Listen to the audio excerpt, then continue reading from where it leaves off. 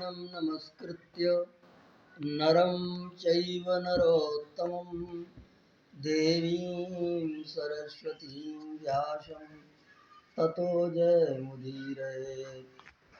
प्रिय सज्जनों, मैं डॉक्टर सुरेंद्र कुमार त्रिपाठी ज्योतिषाचार्य आज एक आपके समक्ष अपनी स्वरचित पुस्तक मुहूर्त कल्प से उद्धृत एक प्रकरण पर आपसे चर्चा करूंगा।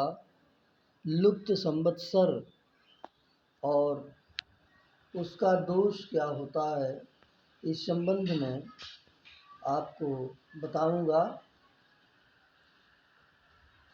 लुप्त संवत्सर दोष एवं उसका अपवाद। गोजांत कुंभे तरभेति चारगो नो पूर्व राशिम गुरुरेति वक्रतः तदा विलुप्ता देहाति निंदितः शुभे सुरेवा सुरनिम्नगांतरे। मेघ, वृक, कुंभ और मीन राशियों से अतिरिक्त शेष 8 राशियों में अतिचार गतिक बृहस्पति वक्री होकर यदि पूर्व की राशि में नहीं आता है तो उस वर्ष लुप्त संवत्सर दोष होता है। गंगा और रेवा नदी जो नर्मदा जबलपुर जिले में नर्मदा नाम से प्रसिद्ध है, उसी को रेवा नदी कहते हैं। गंगा और रेवा नदी के बीच के देशों में लुप्त संवत्सर का दोष होता है। मेघ, वृक, कुंभ और मीन राशियों में अतिचारी गुरु वक्री होकर पूर्व राशि में नहीं भी आवे तो विलुप्ताद का लक्षण रहने पर भी उसका दोष नहीं लगता। मेघे, वृखे, झखे, कुंभे यद्यति चारगो गुरु न तत्र काल लोपास्यादित्या भगवान यमः।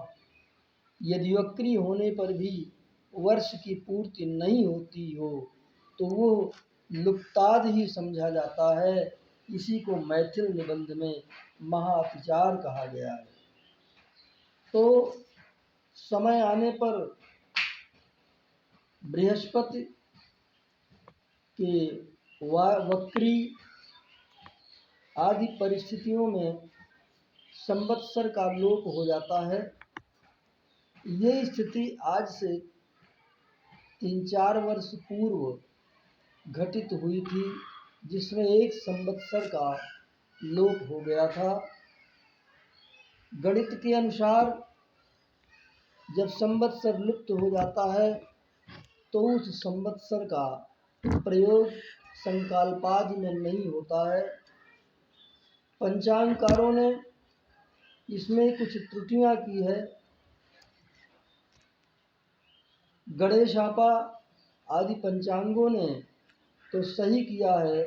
उन्होंने लुप्त संवत्सर दिखा करके और उसके आगे का संवत्सर क्रमशः लिखते हुए अपने पंचांग में उसका जिक्र किया है, जिसके अनुसार इस वर्ष पिंगल नामक संवत्सर है और उसी का संकल्पादि में प्रयोग किया जाना चाहिए।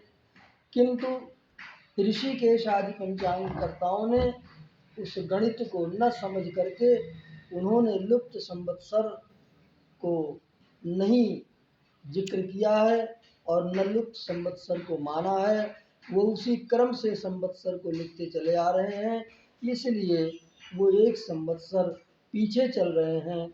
उन्होंने अनल नाम संवत्सर या नल नाम संवत्सर का प्रयोग अपने पंचांग में किया है और संकल्प ने उसको बताया है।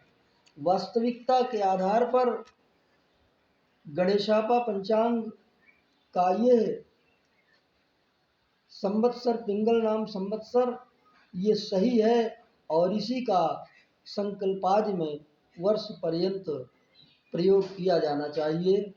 और इसको आप लोग अच्छी तरह से समझ लें और उसी का प्रयोग किया करें। धन्यवाद।